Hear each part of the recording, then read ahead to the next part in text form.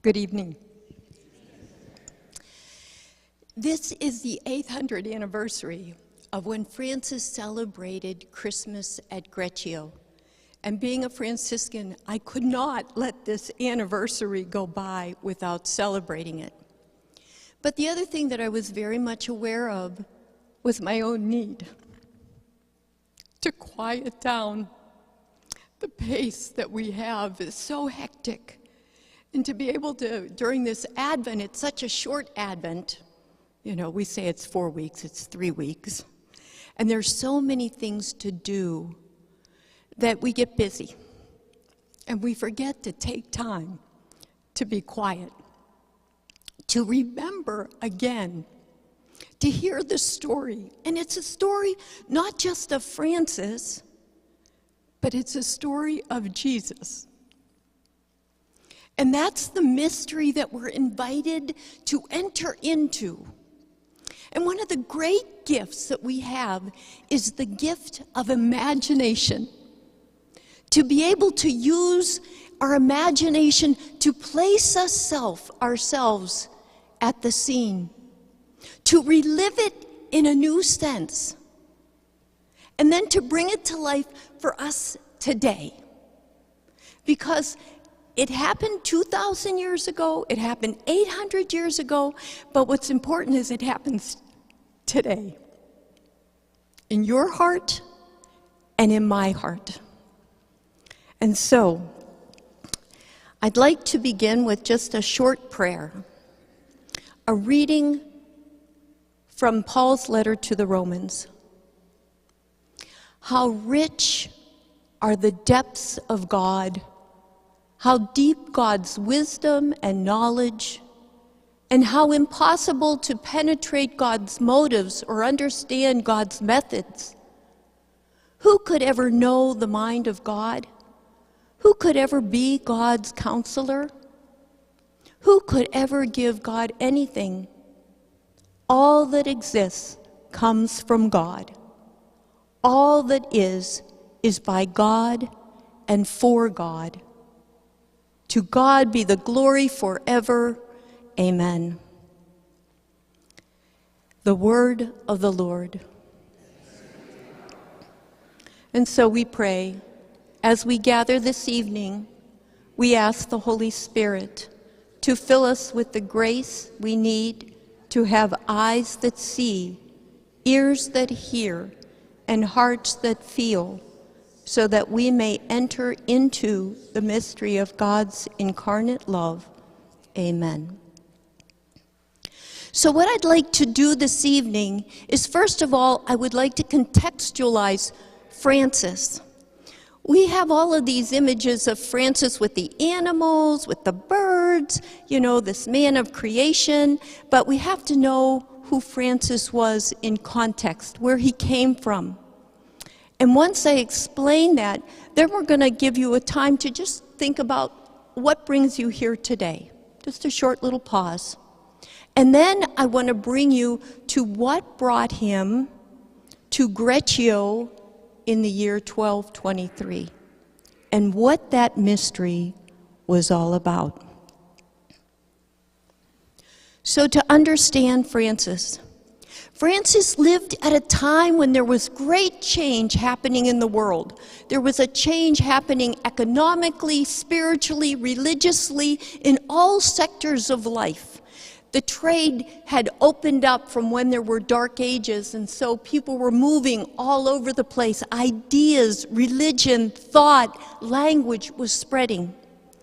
Francis's father was a cloth merchant.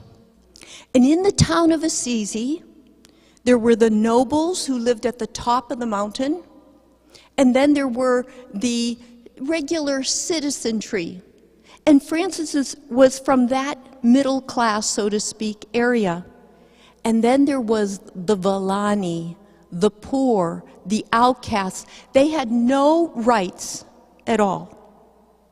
And they lived at the lower end of the city or in the valley. Now, you'll understand this when I said this is at a time when we didn't have indoor plumbing. So nobilities lived at the top of the mountain, and they threw their garbage and waste out of the mountain, and you know what runs south. And so that you had the Buenos Aires, the good ear, and then you had the malaria, and where sickness was in the lower section. Francis's father was probably one of the wealthiest men in Assisi. And Francis was raised with all of this wealth. In fact, they would say when he was a young man, because his father was a cloth merchant, he'd have the wealthiest cloth sewn with the simplest cloth. He made a fashion statement. He was unaware of the needs of the poor. At that time, one of the dissertations done recently about looking back at that time, it would say that often the poor went naked as they worked in the field in the summer because they wouldn't have clothes in the winter if they wore out. And here Francis is using the wealthiest clothes with the simplest clothes, unaware. Arnaldo Fortini, a historian, said women and mothers were afraid for their daughters when Francis and his friends came around. I asked teenagers what that meant, and they said, he's a player. You know, unaware. He was the party boy. He had the money to put on the parties, the life of the party. And so he was self-absorbed. Bishop Barron would say it was part of the ego drama. Everything revolved around Francis and what he was about. So what happens? When Francis is about 16 years old, there's an uprising in the town. And the middle class, which Francis was about,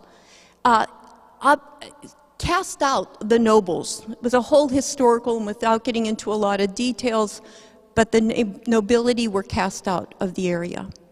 And as reference, St. Clare, who ends up joining Francis, we'll talk about that, she was from the nobility, and she lived in that town. And when I say nobility, both from her mother's side and her father's side, she is a direct descendant of Charlemagne. So she's of nobility. Her family was cast out, and they were sent to Perugia, 12 miles away. These two towns, Perugia and Assisi, when he is now 20 years old, get in conflict with each other, and Francis goes to war. He's armored, and you've got this whole life of being a great hero.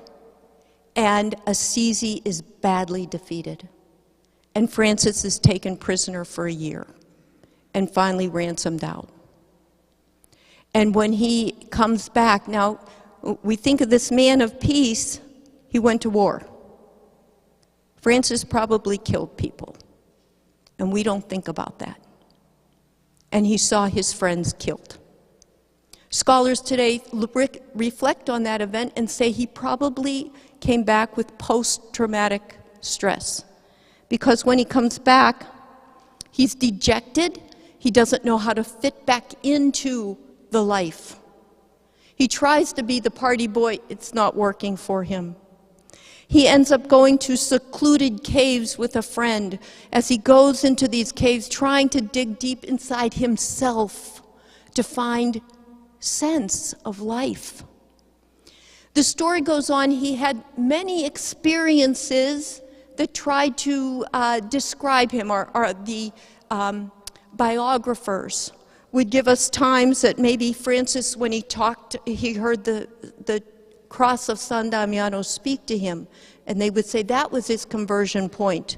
Or when he strips before the bishop, that's his conversion point. But Francis only tells us one thing. Francis says, when I was in sin, the sight of lepers nauseated me. But the Lord led me among the lepers, and what had been bitter turned to sweetness of body and soul. And I remained in the world a little, and then I left. This experience among the lepers, where Francis encountered others, And what happened in that encounter? Some would say it was the first time he really looked at another who in that society had no identity. They were the Villani, the invisible. They were considered the invisible. And part of that invisibility was because many people just came out of such poverty, and they didn't want to look at that poverty again in fear. And yet when Francis looked at the other, he somehow had the grace of God to realize that that person was a tabernacle of the living God. That God dwelt inside of them. And just because they had scars and marks and were disfigured, didn't make them any less worthy. And so he worked among the lepers, and what was bitter turned to sweetness of body and soul. And he remained in the world a little. They say that it was some encounter with these lepers, this meeting of the other, that transformed him from the independence of this cloth merchant's son to face his own vulnerability, and probably to see the leprosy inside of himself. It might not be the scars on the outside, but it was the scars of indifference to those who were poor, to the lepers. To live in a society that said power, privilege, prestige, that's what mattered. And now he says, it's relationship. It's encountering the other. It is seeing sister and brother. And this was transformative for him. And so he worked among the lepers, and he bathed them, and he touched them. And in the touch, he freed them from the isolation that they felt. How often people who live on the fringe feel isolated. Someone was just telling me the other day, they came up to someone and asked them, they were sitting on a bench, and they said, "Would you like a cup of coffee?" And the man said, "You are the first person who has spoken to me."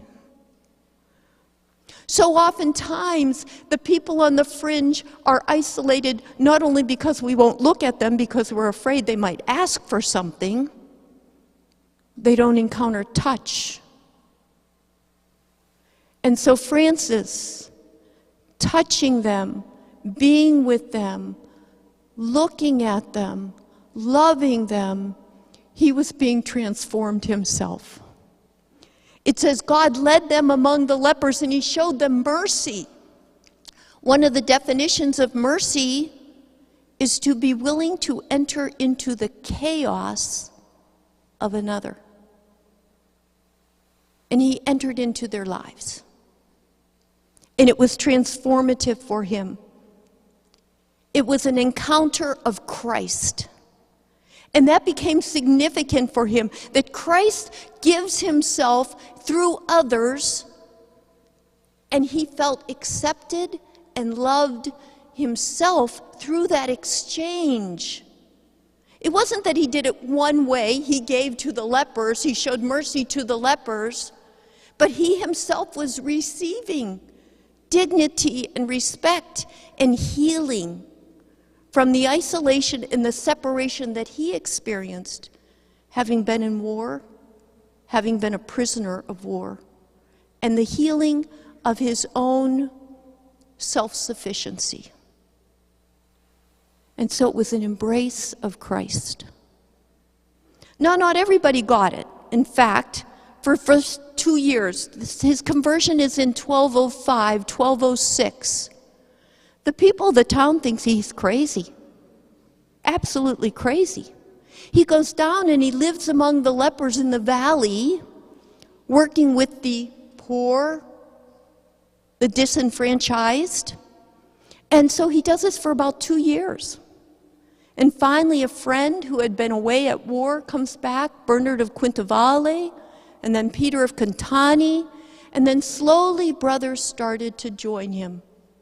So that by 1208, doesn't this sound familiar? 1208, there are 12 of them, he and 12 others. And they head to Rome to get permission from the Pope to be able to live this lifestyle. And the Pope gives them oral permission. He wants to see, is this really going to work out for them? So he gives them permission. But in a short time then, people start to join him. So much so that the brothers come, and by 1212, Claire, from that noble family who had been exiled to Perugia, came back when she was a young girl, probably around 5, she joins him. That's another story. Huge, significant. But they start to gather. And the way they lived their life, they were so well respected and embraced by everybody because of their goodness and the way they treated people and their honesty, that it grew exponentially. So much so that by 1217, they go over the mountains into Germany, into France. They're expanding all over the place, and you could say it was the best of times. The growth was over 5,000 by 1217, 1219. 5,000. They had gone, as I said, over to the Alps. There's a funny story about that. When they get to Germany, the only words that the guys knew was, yeah, yeah. And they went into the town and they said, are you heretics? And they said, yeah, yeah. So they got beat and thrown out, and they'd go to the next town, are you heretics? Yeah, yeah. So they learned that you had to learn the language when you went to be and live among people. They had men who had been educated in universities, and now priests were joining the order, so it was getting ecclesial knowledgement. There were papal bulls written telling bishops, accept these men, they're good, accept them into your city, into your territory. And they were now involved in a variety of political and social influences. Because they were so good, people wanted their opinion, and they would come in and solve problems that were happening in towns. And they had diverse ministries. Francis didn't say you had to do X, Y, or Z. What were your gifts and talents? That's what you used. But as they were more and more coming in with an education and becoming priests, things were changing, so it was becoming more clerical. So as we say, it was the best of times, but it was also the worst of times. Because now that personal influence of who Francis was, they're entering in Germany and France. They're going over to the Orient. They don't know who he is. I mean, they hear stories, but they haven't encountered him and the way the early brothers lived. They had expanded so much that how could you have that personal encounter? And the ecclesial influences had a positive, but it also had a negative effect, because Francis was not concerned about power, privilege, and making influence. And now they're being asked to be bishops. You know, Anthony of Padua becomes a bishop. They're asking them, you know, and he's like, we're losing sight of what we were originally about. Because now, instead of being with the simple people, we're in powerful positions. And so it's changing. We're moving, as one of the scholars, Daubenet, would say, we're moving from intuition to institution. And so in 1219, 1220, there is a war going on, and Francis goes to Egypt to try to say to the Sultan and to the Christians, let's not fight. He ends up going into meeting the Sultan. He's brought in, he's calling out to the Sultan, Malak al-Kamil. He's actually beaten. He drags around Brother Illuminato. But when the Sultan meets him, we know it was a positive outcome. 1, he lived. 2, he comes out with the horn of the Sultan, giving him permission to wherever the Muslims are, he can go into the Holy Land free. Nobody will harass him. But it seems that there was an encounter with the Sultan that he was able to talk and respect him, and the Sultan respected Francis. But when he comes out of there, he gets a message from one of the brothers, the community is a mess. The brother tells him, we're now into conventional styles of living, the common life. We're accepting privileges from the Pope. Privileges. They don't want privileges, exceptions. Here's a privilege. When I worked for Franciscan pilgrimage programs before I started working with Father Mac, I flew a lot. I was back and forth to Europe a lot. So when I arrived at the airport, I was usually put in first class. And I would, here you go, first on the plane, get settled in, comfortable. That's a privilege. I don't have that anymore. But privileges of exceptions given to them. And this is so against everything that Francis wanted.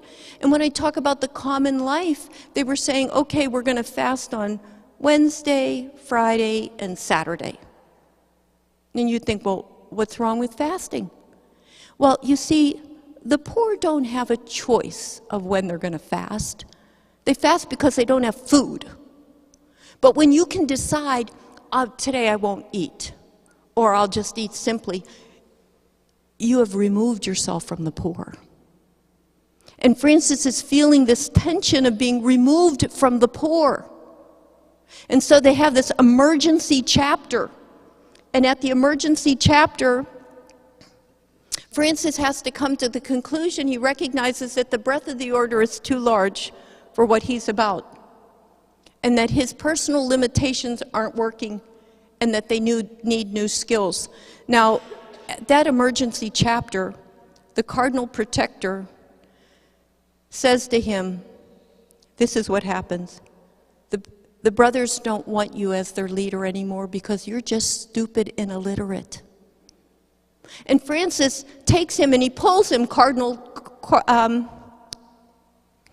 forget his name, pulls him in front. He becomes Gregory the Ninth. Pulls him in front and he says to him, God didn't give me the rule of Bernard or Augustine.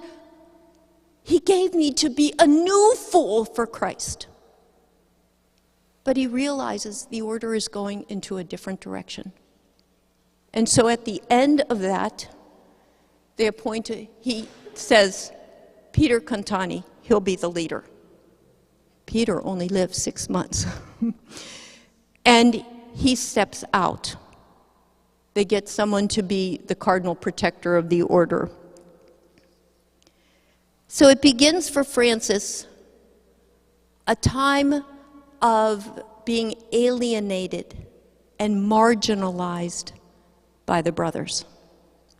But he begins to write at this time letters to the order, he doesn't limit himself, letters to the rulers in other countries, letters to the faithful, and he writes to them giving his spirituality of what's important. 3 years later, in 1223, the Pope says, look at you guys, I gave you oral approval, I need a written document. And so he goes to write the document, the brothers tell him, it's too hard, we don't want your rule. They lose it.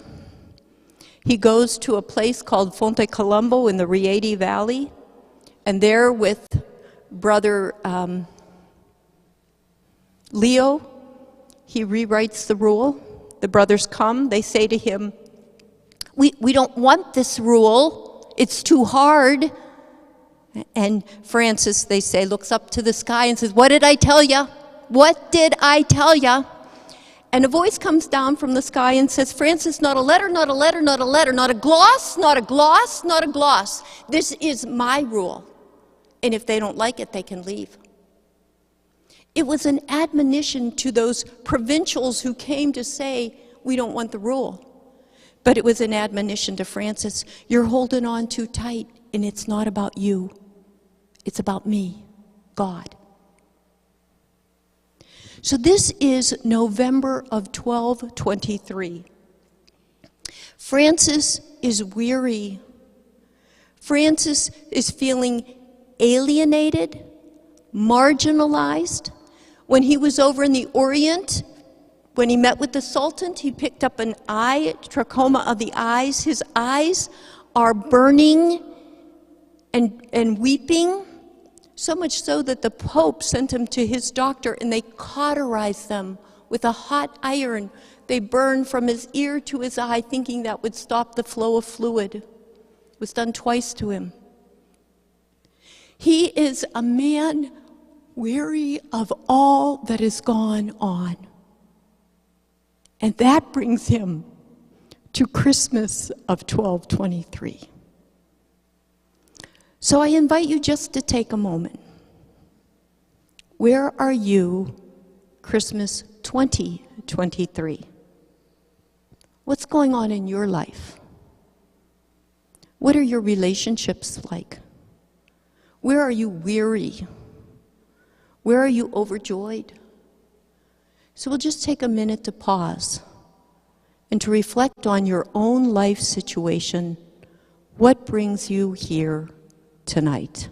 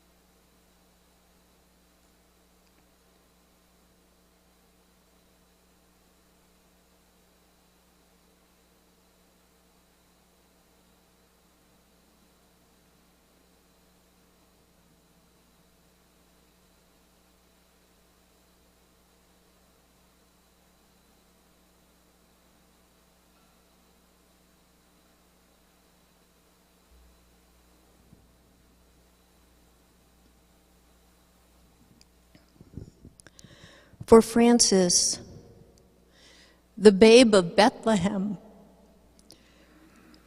was the greatest feast of ever. For him, it was greater than Easter because he says if God would become man, for sure he'd save us. So it was that mystery of Christ coming to be with us. And he loved to, in images, kiss the baby's little fat thighs. In fact, the earthquake that happened in Assisi about 20 years ago, in the bishop's house, one of the peelings, when it cracked because of the earthquake, here they picked at it and found an image, an ancient image that was a fresco in the wall of Francis kissing the thigh of the baby. He loved Christmas more than other feasts. And for Christmas, it was this incredible experience of God choosing to become one of us, that God becomes visible. His invisibility is removed because he comes in the flesh. And he wants to share life with us. And so Francis needs to go back to his beginning. You know, he's weary of the brothers. What inspired him in the beginning that gave him such energy and such life? He needs to go back to his beginning, and he needs to go back to the beginning. So he wants to celebrate Christmas. And he is concerned that the heart of people's lost the enthusiasm and the awesomeness of what Christmas was all about.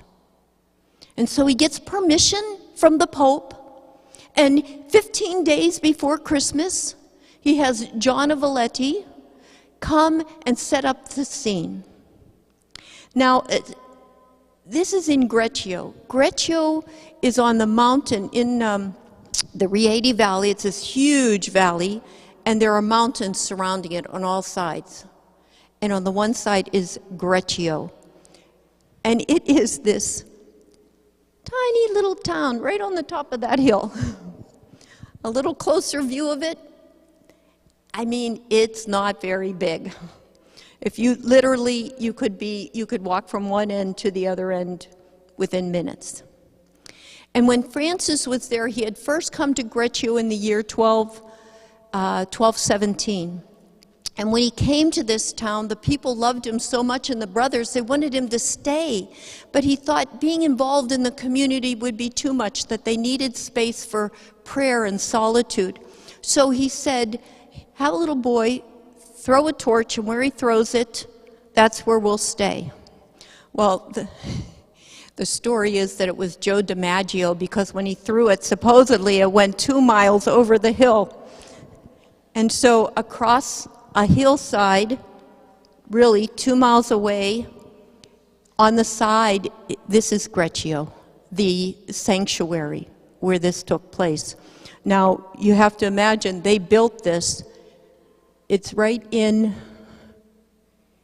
here, where the cave was. It was on a cave that Francis and the brothers were staying at, literally.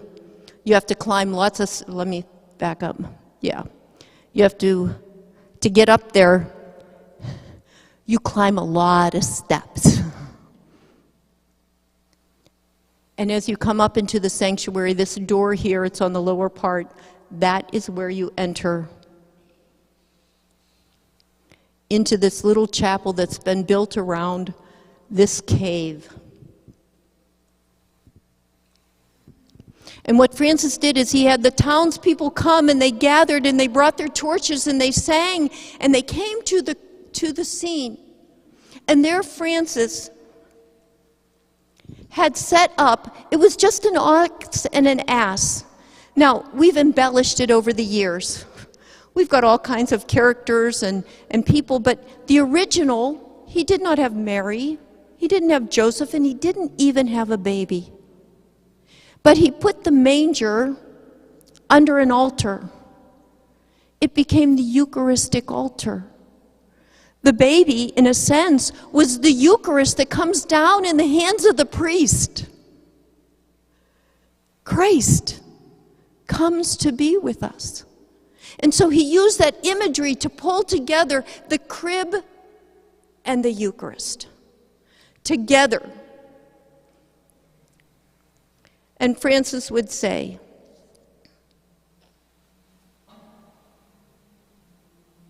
see daily how he humbles himself as he came from the royal throne into the womb of the Virgin. Daily he comes to us in the humble form. Daily he comes down from the bosom of the Father upon the altar in the hands of a priest. And as we continue to contemplate what he did, the shepherds came, as we recall in the story. And shepherds did come. And he would say, as they brought their gifts, Francis would say, hold back nothing of yourself for yourself, so that he who receives you totally will give himself totally to you. So the gifts that we bring at the altar, ourselves, our offerings, give yourself totally to God, and he will give himself totally to you. What an exchange! That God loves us so much. He gives himself totally to us. Do we realize the mystery that is happening? And this is what he brings to life to the people. And so, actually, I have been there for Christmas. And they start off in the lower part of the sanctuary, down on an area, and they tell the story of the throwing of the torch. They actually have a little streamer come down with a little, light coming down. And then the people gather and they come up the mountain into the church. There's a church right above this to the left. And they celebrate Mass, and then the priest takes this baby, lifts it high, and carries it through the crowd and comes down to the cave and places the baby under the altar. It is this connection that he keeps bringing back to us. Hold back nothing of yourself for yourself, so that he who gives himself totally to you may receive you totally. And it's for us to receive the gift. A gift that is freely given. It's total love, so it can't be forced. We can so often not even pay attention to what's happening at Mass. So often we can receive the Blessed Sacrament and not even realize this is the body, blood, soul, and divinity of God himself, given to us, so that what we eat, we become. So what we eat, we become. We are Christified when we receive the Eucharist, through our baptism, through the sacraments, and it brings it home to us. And this is what he celebrated. And it would so enliven the hearts of people that they even took the straw from the manger, and supposedly miracles happened. Even animals got well. And so that this tradition has developed over the years, but in some sense, we lose the mystery when we just think of, oh, it's about party, and, you know, we lose the sense of what this really was about. And so I invite you now, as we look at this scene, the frescoes above the altar are really from the 14th century. Francis was the Levite who sang the gospel and then preached. And so we have Francis in front of a scene of Francis in front of a baby. And then we have Mary, the mother, nursing the baby. It's so human. It's so human. And actually, you can't see behind the plant. It's Joseph, and he's sleeping because they say, did he really get what was going on? The mystery. So for Franciscans, we tie together always the crib, the cross, the Eucharist. If you go to a Franciscan sanctuary, they will always be joined together. The crib, the cross, the Eucharist. And as one of the historians, or Eric Doyle, would say, Christ comes to us first as a baby, because who is afraid of a baby? And they call to us, in a sense, we're attracted to them. And they're so vulnerable. God invites us to embrace our vulnerability. And that's something that we avoid. You know, we try to be self-determined, independent, and yet it's in the vulnerability of the baby that God comes to us, trusting that we will take care of the baby that needs to be fed and diapered and burped and held. And then he comes to us as a man outstretched on the cross, totally vulnerable, arms wide, embracing. Again, inviting us to come close. And then he comes to us in the vulnerability of the wafer of the Eucharist. So vulnerable. It could be tossed aside, it could be trampled under, it could be disrespected. And yet it's that vulnerability that he invites us to enter into. He, Jesus, God, is not afraid of vulnerability. And he invites us to embrace our own vulnerability. What a gift. And so what I'd like to do now, Father, this is your cue, is I'd like to invite us into a little moment, 20 minutes, of adoration in front of the Blessed Sacrament. That we take in that mystery of Christ in the above the manger, as we have here. Jesus isn't going to come until Christmas Eve. So we have the empty manger, and yet we'll have the Eucharist above it. And so we just invite you into quiet reflection for about 20 minutes. When we get near the end of the 20 minutes, I'm going to read to you a reflection someone wrote, I don't know who it is, it's anonymous, on the Christmas scene, okay? So just to be able to enter into that, it will take Father just a few minutes. I'll see if he needs anything.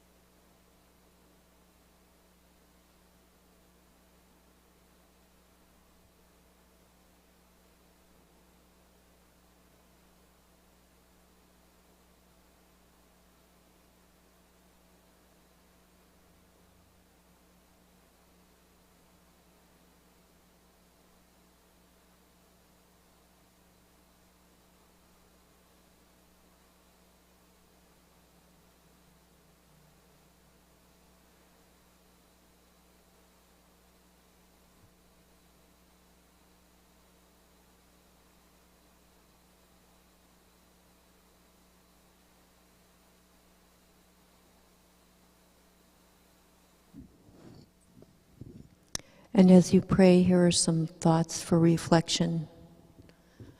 Francis moved outside of himself and looked to Jesus when he was struggling. Then he shared the fruits of his understanding with others. What do I do with my inner struggles? What insight do I find in Francis's experience? How do I perceive Jesus' poverty and humility? What does it have to teach me? How am I being challenged to tend to others when it would be more comfortable to close in on my own thoughts when I'm struggling? What am I asked to bear and birth this Christmas?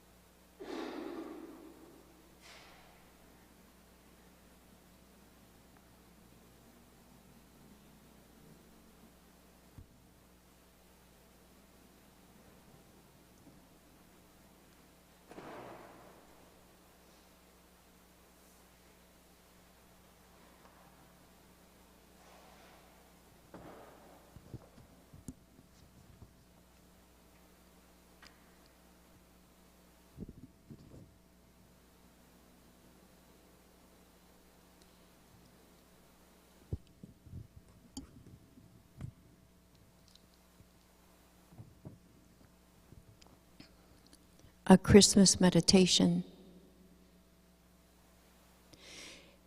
It all happened in a moment, most remarkable moment. As moments go, that one appeared no different than any other.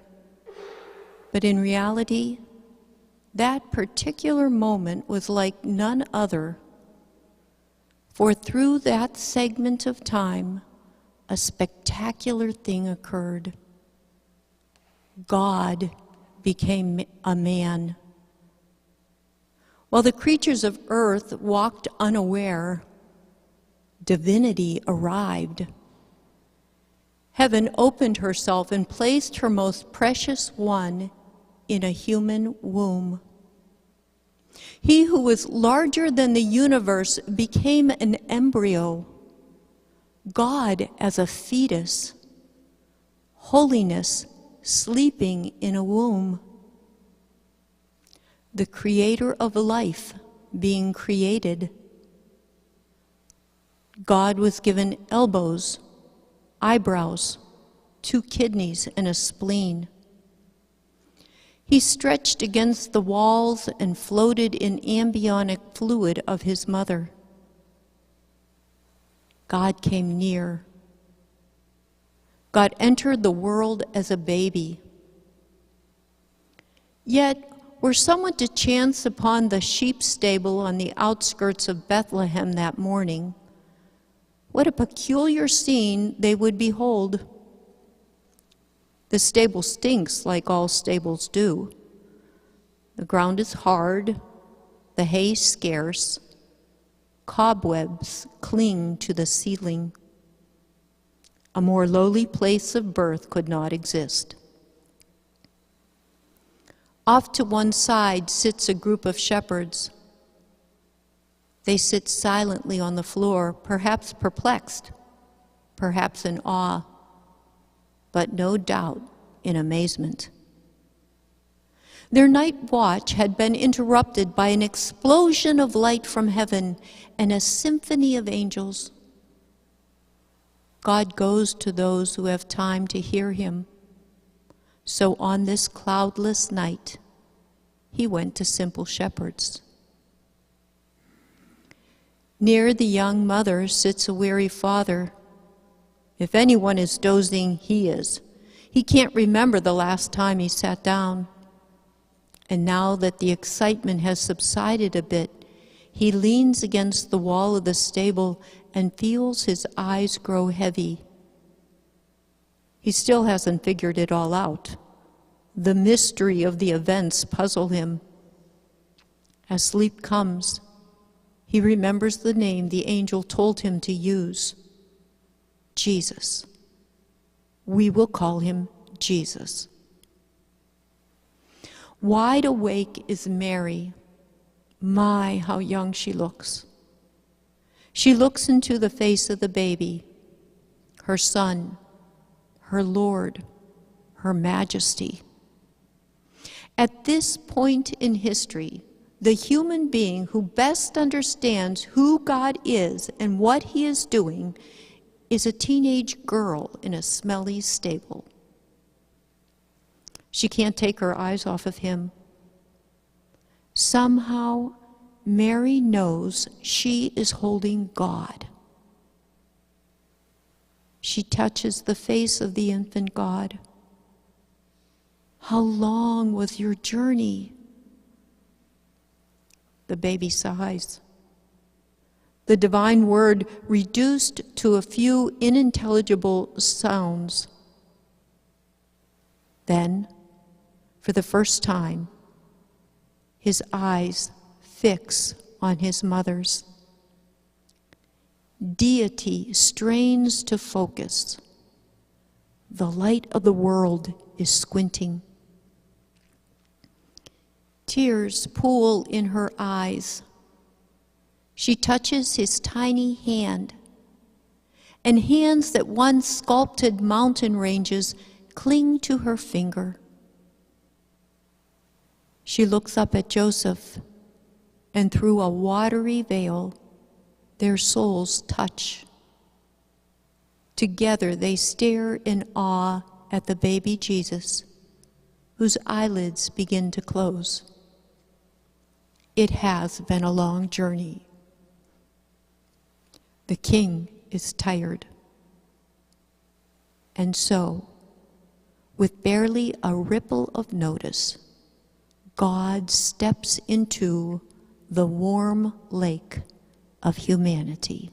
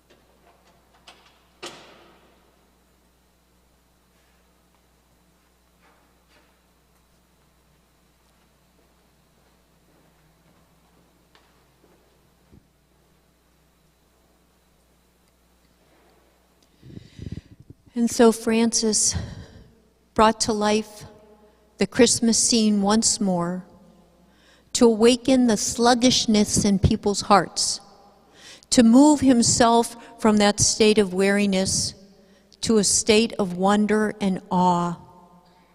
For God is truly with us. May this Christmas be a time for you of taking time to sit in front of the crib, to realize the gift that God has given us. Jesus takes on human flesh so that we may take on his divinity. What an incredible exchange. May your week of Advent be one filled with moments of quiet and prayer, and may your Christmas re-enliven your heart to the true meaning this year. Thank you.